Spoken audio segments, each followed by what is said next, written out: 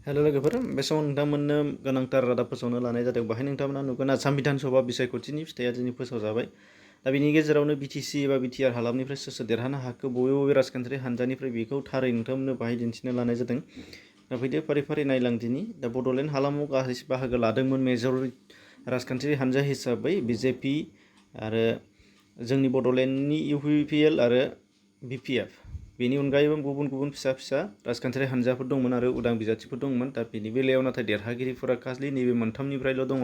दा बेखौ नोंथांमोननो दिन्थिनो लादों। बे हिसाबै फार्स्टआव दङ इउपिपिएलआ 6, बिपिएफ 4 आरो बिजेपिआ 2।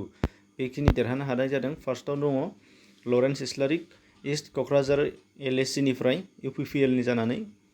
बेनिफ्राय दङ 31 सिडली एलएसिआव इउपिपिएलनि जानानै जयन्त बसुमतारी। बेनिफ्राय दङ बरमा एलएसिनिफ्राय इउपिपिएलनि जानानै भुपेन बर'। बेनिफ्राय दङ 58 नम्बर तामुलपुर एलएसिनिफ्राय इउपिपिएलनिफ्राय लेहराम बर'। बेनिफ्राय 69 उदालगुरि एलएसिनिफ्राय दङ इउपिपिएलनिफ्राय गबिन्द बसुमतारी।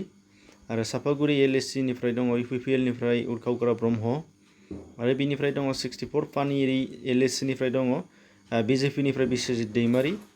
आरो दंबावो 33 नं बिजनी एलएसिनिफ्राय बिजेपिनिफ्राय अजय कुमार रय। बेनिफ्राय दङ माजबाद एलएसिनिफ्राय बिपिएफनिफ्राय सरन बर'। वेस्ट क'क्राझार एलएसिनिफ्राय दङ बिपिएफनिफ्राय रबिराम नार्जारी। 28 गसाइगाव एलएसिनिफ्राय दङ बिपिएफनिफ्राय माजेन्द्र नार्जारी। 65 नम्बर खालाइगाव एलएसिनिफ्राय दङ बिपिएफनिफ्राय दुर्गा दास बर'। दा बेखिनि साफ्रोमबो दैदेनगिरि आरो साफ्रोमबो देरहानाय बिथांमोननिसिम कंग्रेचुलेसन बावहरनाय थाबाय। एसेनोसै, गोजोन्थों।